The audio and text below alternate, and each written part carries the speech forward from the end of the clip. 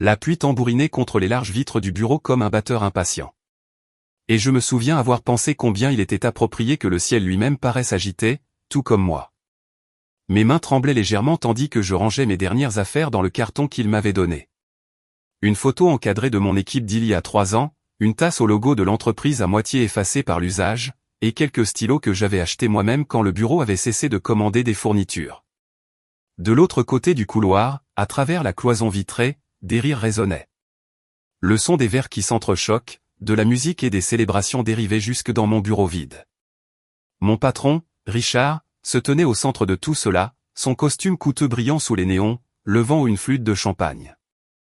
Autour de lui, mes anciens collègues souriaient, hochaient la tête, feignant de ne pas regarder dans ma direction. Puis j'ai entendu la voix de Richard, étouffée mais assez claire à travers la vitre, quelqu'un de confiant. Elle arrangera les erreurs d'Hélène. Mes doigts se sont figés sur une pile de rapports. Mes erreurs, le système que j'avais construit, les processus que j'avais conçus, les clients que j'avais obtenus, tout réduit à un mot, désordre. Je me suis tourné juste assez pour la voir. Amanda, la nouvelle, spécialiste en innovation, qu'il venait d'embaucher. Elle semblait tout droit sortie d'un séminaire de management. Queue de cheval soignée, blazer blanc, assurance tranchante comme du verre. Elle souriait à ses mots, peut-être poliment, peut-être avec suffisance. Peu importait. J'étais déjà en train d'être effacé. La sécurité est arrivée pile à l'heure. Ils ont été polis, veillant à ne pas faire de scène. Politique de l'entreprise, a murmuré l'un d'eux pendant qu'on m'escortait devant la paroi vitrée où l'équipe de Richard trinquait. Mon reflet me fixait, des yeux fatigués, des cheveux mouillés par la pluie, et un mince sourire. Car ce coquin d'eux ne savait ni Richard, ni Amanda, ni personne sait que j'avais déjà joué mon coup. Mais nous y reviendrons. Pour l'instant, je n'étais encore que l'employé renvoyé, le bouc émissaire, la femme qui avait donné 6 ans de sa vie à une entreprise incapable d'offrir un véritable adieu.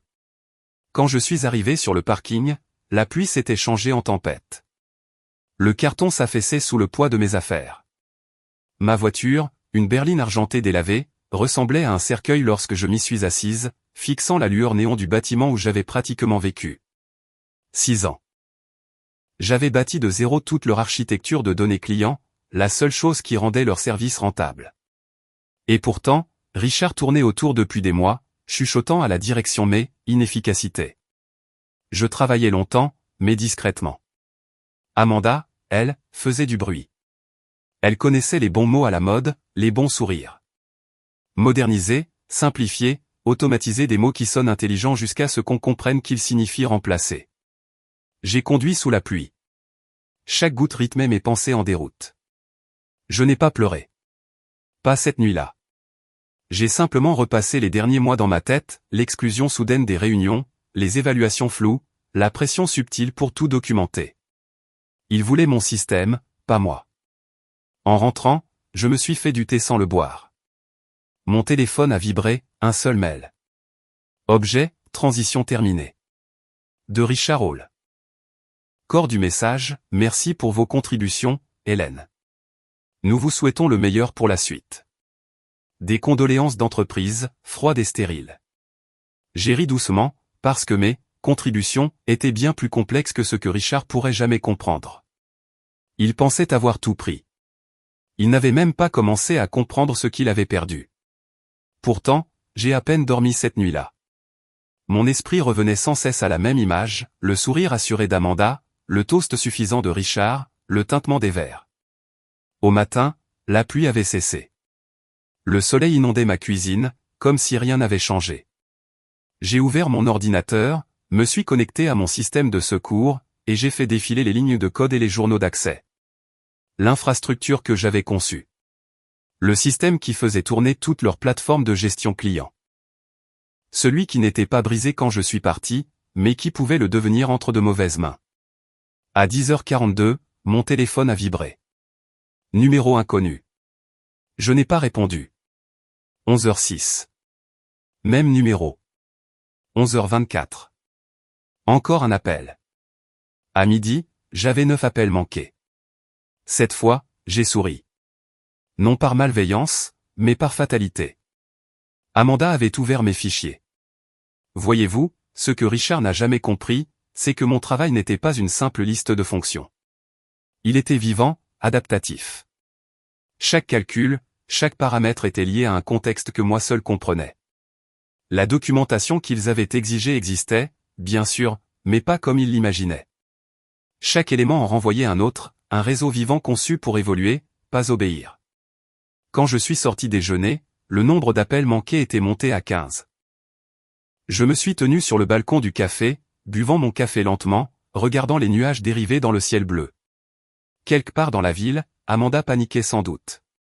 Richard criait probablement. Et leur précieux système commençait à s'effondrer sous sa propre complexité mal comprise. Et moi, j'étais libre.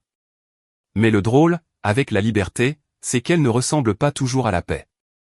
Parfois, c'est comme se tenir au bord de tout ce en quoi on croyait, le regarder s'écrouler, et comprendre qu'on a soi-même construit la tempête qui va commencer.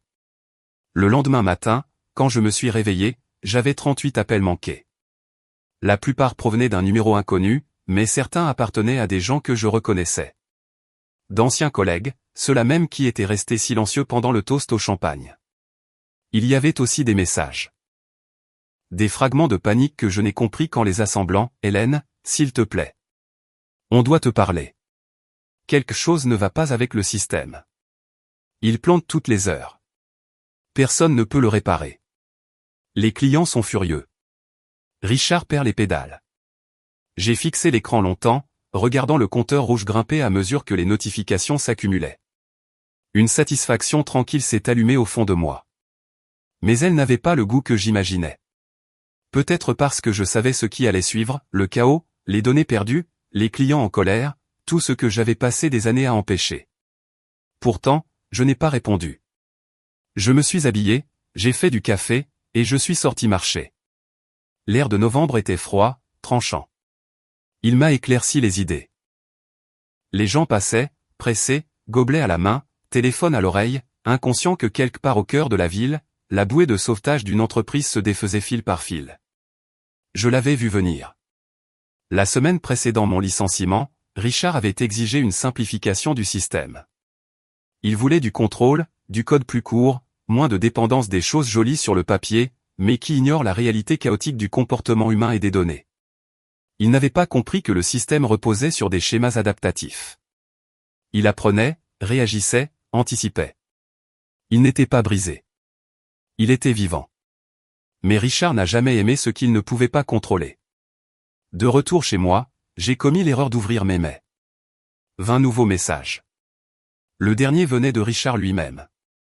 Objet, urge. Veuillez répondre. Hélène, nous avons besoin de votre aide immédiatement. Amanda rencontre des problèmes avec votre configuration. Quelque chose à propos des intégrations clients. Nous sommes prêts à vous dédommager pour une consultation. Juste quelques heures de votre temps. Rappelez-moi, s'il vous plaît. Dédommager. Ce mot m'a fait éclater de rire, comme si l'argent pouvait compenser 3 ans de nuits blanches, d'anniversaires manqués, de migraines de stress, et l'humiliation d'avoir été escorté dehors pendant qu'il fêtait ma remplaçante. J'ai refermé mon ordinateur. Pendant quelques heures, j'ai essayé de me distraire. J'ai fait une lessive. J'ai même cuisiné, chose que je n'avais pas faite depuis des semaines. Mais toutes les quelques minutes, mon téléphone vibrait à nouveau. Plus d'appels, plus de messages. À l'heure du déjeuner, j'en étais à 67. Par curiosité, j'ai fini par écouter une messagerie vocale. C'était Amanda. Hélène, c'est moi. Écoute, je crois qu'il y a un problème avec la cartographie d'intégration. À chaque fois que j'essaie de réinitialiser le nœud, le système rejette les changements. Les journaux d'erreur renvoient sans arrêt à ton identifiant, même s'il a été désactivé. Je n'arrive pas à corriger ça. Rappelle-moi, s'il te plaît. Sa voix tremblait. L'assurance tranchante qu'elle arborait à la fête s'était dissoute dans la panique. Je pouvais presque la voir, dans son blazer blanc immaculé, les cheveux en désordre, fixant des écrans qui ne lui obéissaient plus. Mais elle n'avait pas tort. Le système faisait bien référence à moi. Non pas par vengeance, mais parce que j'avais installé une protection, des mois plus tôt, quand les rumeurs de restructuration avaient commencé. Un simple protocole d'auto-validation lié à mes identifiants. Si des modifications majeures étaient faites sans autorisation, il passait en mode défensif non pour détruire les données, mais pour les protéger contre toute manipulation non vérifiée. J'en avais parlé une fois à Richard. Il avait balayé ça d'un revers de main, qualifiant cela de suringénierie. Et maintenant, leur propre négligence avait déclenché le mécanisme, et j'étais la seule à savoir comment le désactiver. Le soir, je me suis assise près de la fenêtre, regardant les lumières de la ville scintiller. Le téléphone vibrait encore sur la table basse. 83 appels à présent. Je n'ai pas décroché. À la place, j'ai réfléchi à ce que tout cela signifiait. À l'ironie tranquille du fait que mon prétendu désordre avait maintenu l'entreprise à flot pendant des années. À la vitesse avec laquelle il m'avait remplacé par quelqu'un qui en avait seulement l'apparence, le langage, et le sourire. Mais plus que cela, je pensais aux gens. Les jeunes analystes, les assistants de projet, les stagiaires qui comptaient sur ce système pour faire leur travail. Rien de tout cela n'était de leur faute. Ils étaient probablement assis dans ce bureau à cet instant même, regardant tout s'effondrer, terrifiés à l'idée d'être les prochains accusés. Cette pensée m'a troublé. Je m'étais juré d'en avoir fini, qu'ils méritaient les conséquences de leur arrogance. Mais en voyant les appels manqués s'accumuler, en entendant la voix tremblante d'Amanda, j'ai compris quelque chose que je refusais d'admettre. Une part de moi s'en souciait encore. Pas de Richard, ni de l'entreprise, mais du travail lui-même, du système que j'avais conçu, des gens qu'il devait aider. Je me suis resservi un café et j'ai rouvert mon ordinateur portable. Je me suis connecté à un ancien tableau de surveillance que j'avais conservé à titre de sauvegarde. Et là, je l'ai vu, le chaos en temps réel. Des alertes rouges clignotant à l'écran comme une ville en feu. Des erreurs de synchronisation client, des échecs d'intégration, des délais d'attente dans chaque secteur. Le système tenait à peine, mais une seule mauvaise commande pouvait tout faire s'effondrer. Je suis resté longtemps à fixer ces avertissements clignotants, écoutant mon téléphone vibrer toutes les quelques secondes. Puis j'ai fait quelque chose qui m'a moi-même surprise. J'ai rédigé un nouveau message à amanda@analytique.com. Objet, arrêtez. Corps, ne touchez plus à rien. Déconnectez-vous immédiatement. Je vous recontacterai. Hélène. J'ai hésité avant d'envoyer. Ce n'était pas du pardon, ni de la reddition. C'était autre chose. De la responsabilité, peut-être. Ou simplement une affaire inachevée. Au moment où j'ai appuyé sur envoyer, un nouveau message vocal est arrivé. Celui-ci provenait d'un numéro inconnu. Mademoiselle Grant, ici Linda Chen, directrice adjointe du département des infrastructures municipales. On nous a dit que vous aviez conçu le système Klein, actuellement en panne sur le réseau logistique de la ville. Nous apprécierions que vous nous rappeliez. C'est urgent. Je suis resté figé. La ville. J'avais construit quelque chose de trop grand pour échouer. Et maintenant, si je n'intervenais pas, de vraies personnes allaient souffrir. Pour la première fois depuis mon licenciement, j'ai compris que tout cela n'avait jamais été une question de vengeance, mais de conséquences. Le lendemain matin, la lumière du soleil traversait mes stores, mais ce n'était pas un nouveau jour. C'était un compte à rebours. Je n'avais presque pas dormi depuis le message de la fonctionnaire municipale.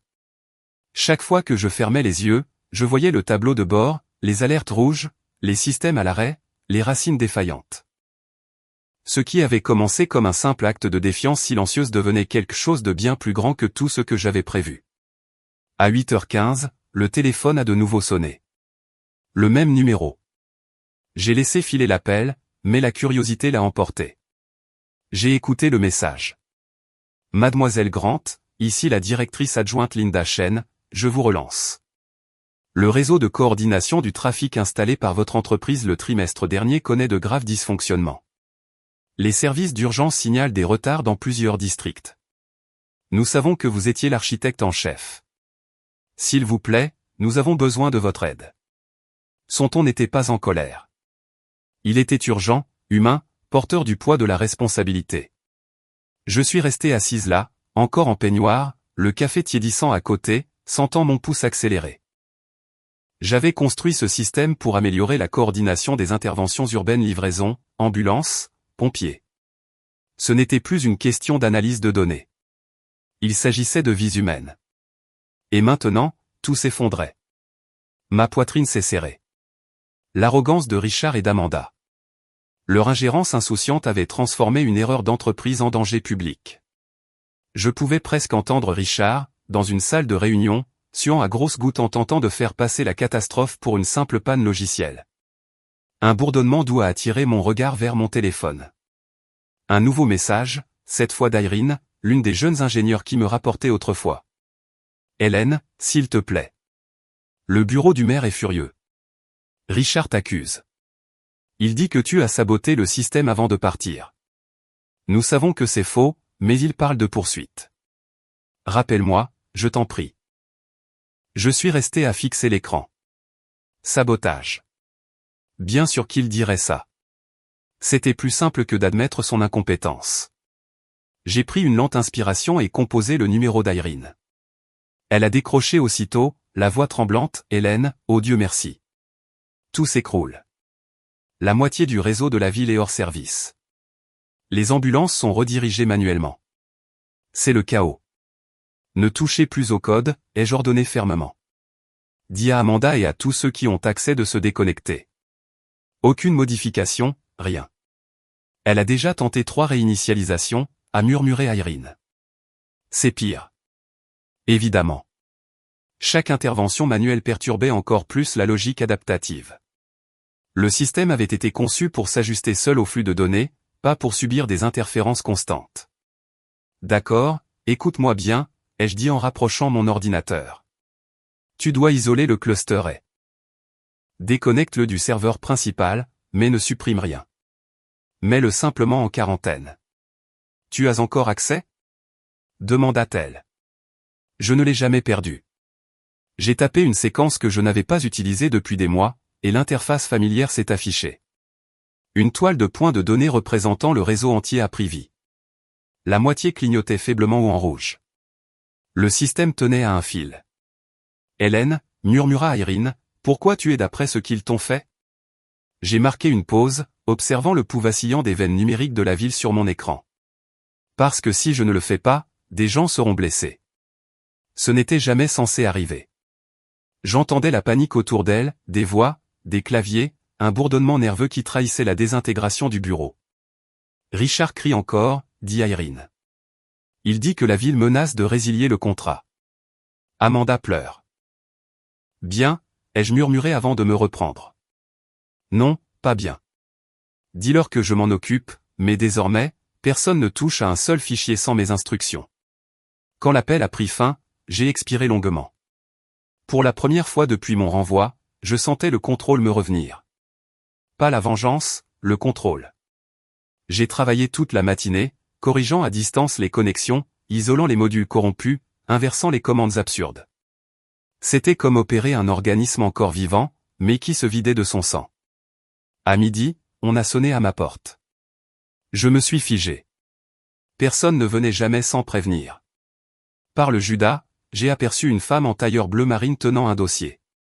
Elle avait l'air épuisée. En ouvrant, elle m'a tendu la main. Mademoiselle Grant. Linda Chen, département des infrastructures municipales. Sa poignée de main était ferme, mais ses yeux trahissaient la fatigue. Désolé de venir ainsi, mais la situation s'aggrave plus vite que prévu. Je me suis écarté pour la laisser entrer. Vous avez eu mon adresse par Richard, je suppose? Elle a esquissé un sourire d'excuse. Il a dit que vous étiez la seule à pouvoir réparer. Et il vous a aussi dit pourquoi. Elle a soupiré. Il affirme que vous avez intégré des verrous propriétaires empêchant la maintenance. C'est faux, ai-je répliqué sèchement. J'ai conçu des garde-fous, oui, mais pour protéger le système, pas pour le saboter. Votre problème, c'est qu'ils ont tenté de reconstruire quelque chose qu'ils ne comprenaient pas. Linda s'est assise à ma table de cuisine, ouvrant son dossier. Je me fiche des querelles internes. En ce moment, les ambulances ont entre 12 et 15 minutes de retard. Ce sont des vies humaines. Pouvez-vous nous aider? Ces mots m'ont glacé. J'ai regardé mon écran, les nœuds rouges clignotants, et j'ai compris l'ampleur de la situation. Oui, ai-je dit enfin, mais à mes conditions. Ses yeux se sont plissés. Vos conditions? Je ne travaille pas pour Richard ni pour Klein Analytics. Si j'aide, c'est sous contrat direct avec la ville. Contrôle total. Mon système, mes règles. Linda m'a observé un moment, puis a hoché lentement la tête. C'est possible, mais il faut agir vite. J'ai acquiescé, déjà en train de taper, les lignes de code se reflétant dans mes yeux comme des flammes. Le réseau de la ville reprenait vie, les flux de données se réalignant sous mes ordres. Linda se tenait derrière moi, silencieuse. Après quelques minutes, elle a murmuré, « Vous avez vraiment créé quelque chose d'extraordinaire, n'est-ce pas ?» Extraordinaire, ai-je répondu doucement, sans la comprendre. Lorsqu'elle est partie, la crise immédiate était sous contrôle. Une rustine temporaire. Mais je savais que ce n'était pas fini. Loin de là. Parce que Richard n'accepterait jamais que la femme qu'il avait humiliée ait sauvé sa carrière. Et je soupçonnais déjà qu'il tenterait encore de tout retourner. Cette fois, j'étais prête. Le lendemain matin, une avalanche de messages m'attendait. Provenant de numéros inconnus, souvent officiels. Ingénieurs municipaux, consultants, journalistes. Ma correction avait fonctionné pendant la nuit. Le réseau se stabilisait, les itinéraires d'urgence étaient rétablis, et le bureau du maire venait de publier un communiqué saluant un spécialiste externe pour la restauration des opérations. Un spécialiste externe. C'était moi, bien que mon nom ne soit pas mentionné. Mon téléphone a de nouveau vibré. Irene. Hélène, tu dois entendre ça. Réunion d'urgence du conseil à 9h. Richard s'attribue tout le mérite. Il dit avoir engagé une équipe tierce pour corriger ton code. J'ai laissé échapper un rire sec. Évidemment. Richard avait toujours été prévisible, le genre d'homme qui vivait pour les apparences, préférant mentir habilement que reconnaître son ignorance. Mais cette fois, il y avait des témoins. Merci de m'avoir prévenu, ai-je dit. Tu as toujours le lien de la réunion du conseil.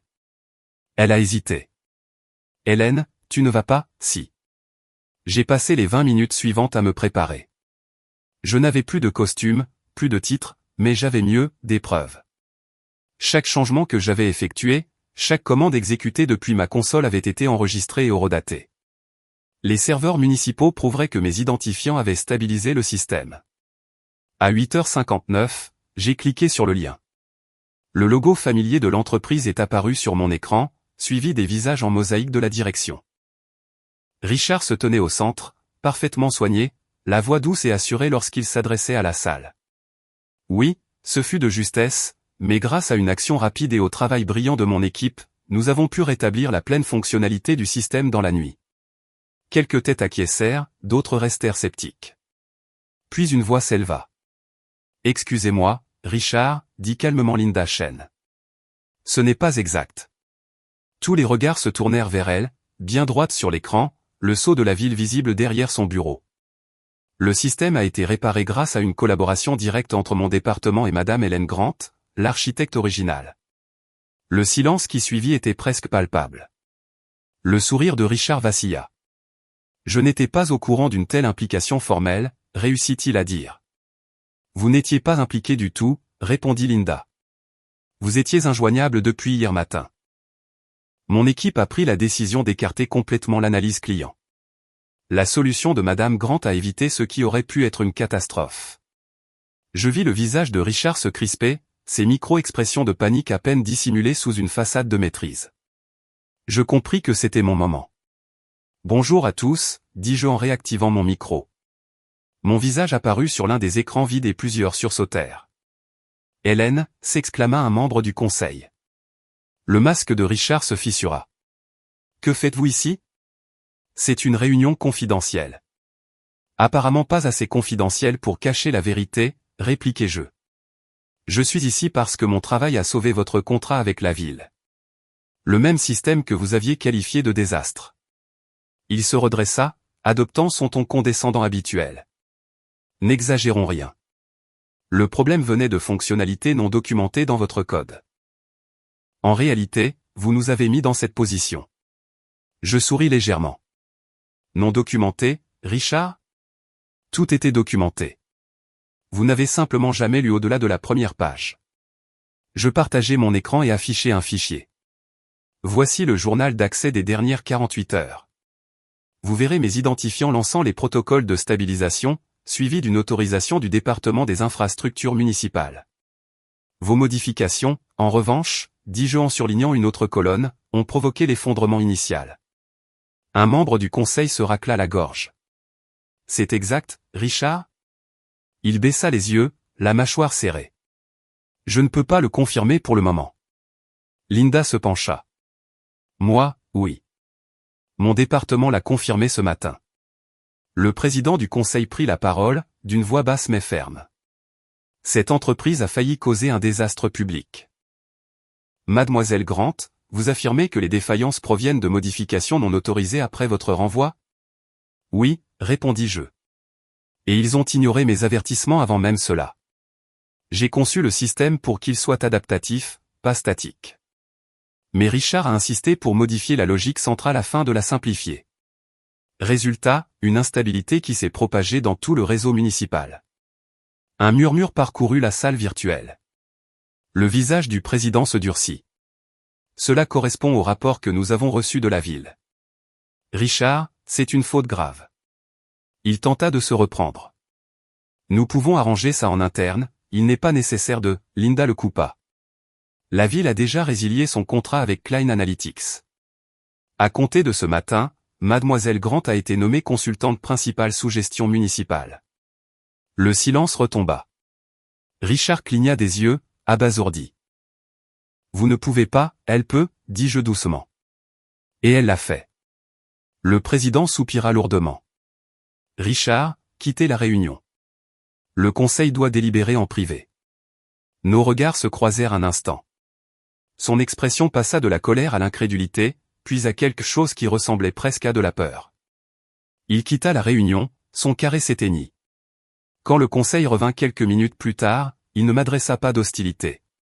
L'une des membres, une femme que je ne connaissais pas, prit la parole, Mademoiselle Grant, au nom du conseil, je tiens à m'excuser pour la façon dont votre départ a été géré. Des erreurs ont clairement été commises. Merci, répondis-je d'un ton froid. Mais je ne reviendrai pas, je mis fin à l'appel avant qu'il ne puisse ajouter un mot. Longtemps, je restai assise, regardant mon reflet dans l'écran noir. Ce n'était pas de la victoire que je ressentais. Pas exactement. C'était du soulagement. La vérité était enfin révélée. Mais au fond, je savais que Richard n'en resterait pas là. Les hommes comme lui n'acceptent jamais la défaite en silence. Et même si je voulais passer à autre chose, je sentais que la tempête n'était pas complètement passée. Parfois, la victoire n'est pas la fin, mais le début du règlement de compte. Pendant 2 jours après la réunion du conseil, mon téléphone n'a pas cessé de vibrer, journalistes, recruteurs, anciens collègues tous voulaient soudain parler à la femme qu'ils avaient ignorée une semaine plus tôt. Je n'ai répondu à presque aucun d'eux. Je ne cherchais pas les applaudissements. Je voulais juste le calme. Mais la paix ne vient jamais si facilement. Le 3e matin, on frappa à ma porte. À travers le Judas, je le vis. Richard. Toujours vêtu d'un de ses costumes sur mesure, bien que celui-ci soit froissé, comme s'il n'avait pas été repassé depuis le début du chaos. Sa cravate pendait mollement, et les cernes sous ses yeux étaient profonds. J'hésitais à ouvrir, puis la curiosité l'emporta. Je déverrouillai. Hélène, dit-il avec un sourire forcé. Je peux entrer? Je ne crois pas que ce soit une bonne idée, répondis-je. Il jeta un regard autour de lui, baissant la voix. S'il te plaît, juste 5 minutes. À contre-cœur, je m'écartai. Il entra, une odeur de stress mêlée à son parfum flottant derrière lui. Son regard tomba sur mon bureau où mon ordinateur affichait encore des lignes de code. Tu travailles encore, murmura-t-il. J'améliore le réseau de la ville, répondis-je. Quelque chose que ton équipe n'a jamais su faire. Il eut un mouvement de recul. Je ne suis pas venu pour me disputer. Alors pourquoi es-tu là? Il hésita, et pour la première fois depuis que je le connaissais, je vis quelque chose de sincère derrière sa façade polie, la peur. Il me licencie, dit-il platement. Avec effet immédiat. Le conseil me rend responsable de tout. Et ils ont raison, dis-je simplement. Il me lança un regard vif. Tu trouves ça drôle? Non, répondis-je doucement. Mais c'est juste. Il passa une main dans ses cheveux, soupira. Hélène, j'ai fait des erreurs, mais je ne méritais pas ça.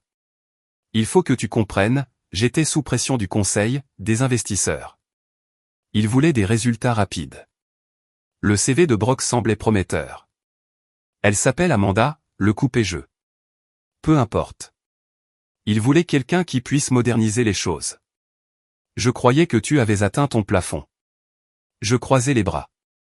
Alors tu m'as viré pour prouver un point. Il baissa les yeux. Je t'ai mal jugé.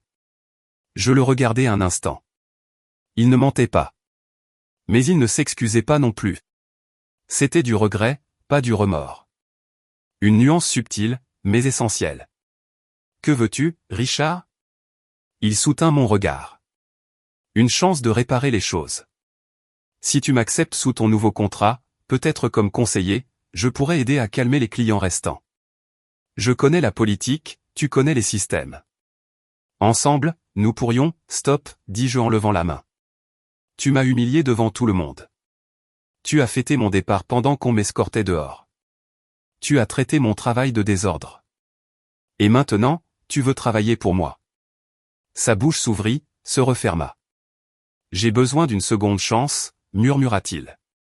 J'eus presque pitié de lui. Presque.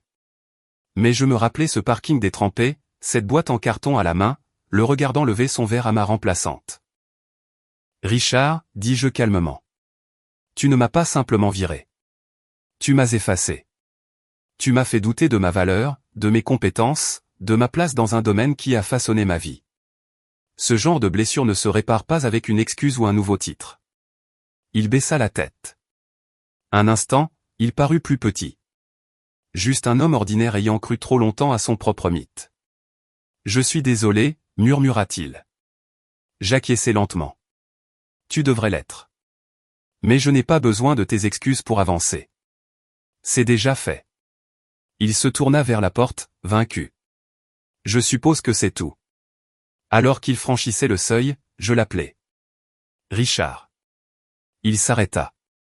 La prochaine fois que tu engages quelqu'un de plus compétent, assure-toi de bien comprendre ce que tu remplaces. Il ne répondit pas, hocha simplement la tête et s'éloigna. Quand la porte se referma, j'expirai longuement sans m'en rendre compte. L'appartement était silencieux, à part le bourdonnement de mon ordinateur. Je me rassis à mon bureau, observant la nouvelle interface que j'avais construite, une version affinée du système, indépendante de toute entreprise. Ce n'était plus seulement un programme. C'était une déclaration, la résilience ne se licencie pas, et le génie ne se remplace pas. Plus tard dans l'après-midi, je retrouvai Linda Chen à l'hôtel de ville pour finaliser mon contrat. Elle me tendit le document officiel avec un léger sourire. Consultant en innovation municipale, lut-elle à voix haute. Vous superviserez tous les futurs développements et aurez pleine autorité sur le réseau d'infrastructures. Pleine autorité, répétai-je, laissant les mots résonner. Vous l'avez mérité, dit-elle. La ville vous doit bien plus qu'un simple salaire. En signant, je repensais à ce premier matin, à la pluie, au rire, à l'humiliation, à cette sensation d'être insignifiant, persuadé que tout ce que j'avais bâti m'avait été arraché. Et me voilà maintenant, non pas avec vengeance, mais avec rédemption. En quittant l'hôtel de ville, l'air était clair. La ville vibrait autour de moi, la circulation fluide, les feux parfaitement synchronisés, les sirènes traversant les carrefours sans retard. Mon système était de nouveau vivant, plus solide qu'avant. En rentrant chez moi, je passais devant la tour de verre de Klein Analytics. Des déménageurs sortaient des cartons du hall. Le logo sur le mur était à moitié effacé. L'empire de Richard s'était effondré en silence, comme la plupart des empires, rongés de l'intérieur. Je ne m'arrêtais pas pour regarder. Je continuais simplement à marcher, le reflet des lumières de la ville glissant sur le verre à ma suite. Ce soir-là, assis sur mon balcon avec une tasse de thé et mon téléphone à côté de moi, il n'y avait ni appel manqué, ni messages affolés, seulement la paix. Parfois, la vengeance n'a pas besoin d'être bruyante. Elle n'a pas besoin de flammes ni de chaos. Parfois, c'est simplement regarder ceux qui vous ont sous-estimé comprendre qu'ils n'ont jamais eu le contrôle et choisir de ne pas se retourner. Car le véritable pouvoir, ce n'est pas de les faire payer, c'est de prouver que vous n'avez jamais eu besoin d'eux pour exister.